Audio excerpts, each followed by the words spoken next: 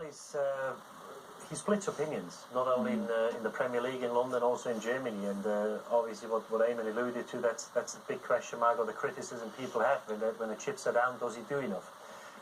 He's a hugely talented player. I think we see the goal against Ludogorets, which is a sublime finish, which not many people are capable of. The criticism I would have, can he do it over 10 months? Because there's talk about a new contract now, 8 weeks. If we turn the clock back 8 weeks, everybody was saying, sign him up now, because if we don't sign him, we may go back to Madrid, he may go to Barcelona, anybody would have it.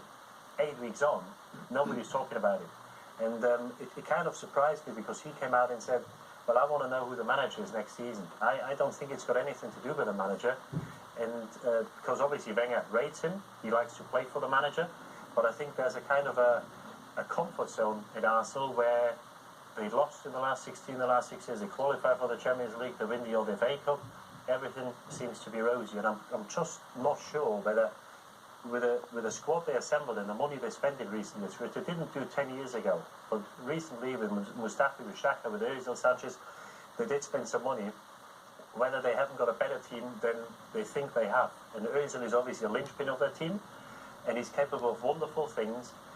With these flair players, sometimes you get it that they have an off day, but even on an off day, I think he's got to influence the game 3, 4, 5 times. And tonight is a day where, as Eamon said, he may not have the ball an awful lot.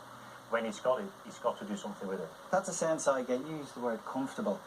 I think everyone at Arsenal is comfortable. The manager knows he has total support of the board and the owners. The players know they've total support from the manager. And no matter what they achieve, or in the fans' view, what they fail to achieve every year, everyone seems to be happy within the club. The owner appears to be happy with financial figures, and you can't blame them. They're loaded. So it's the frustration I think the fans are starting to feel now. They're looking at this group of players and saying, do they hurt as much as we do every year when we fail domestically? Does it pain them as much when we get out of the last 16? Or are they just happy to say, look at us, we're in the last 16. Most clubs will give their eye teeth for that, and we're fine. So it's a big night. It's a huge tie in the context of the season. They're not going to do anything domestically. But in the conversation around Wenger's future or suitability for the role, should they go out again at this stage, particularly if they go out in a meek way like they've done in previous years, the noise around Wenger's future is just going to rise and rise. And it's going to get quite ugly, actually, from now on. Yeah, well, Eamon, let's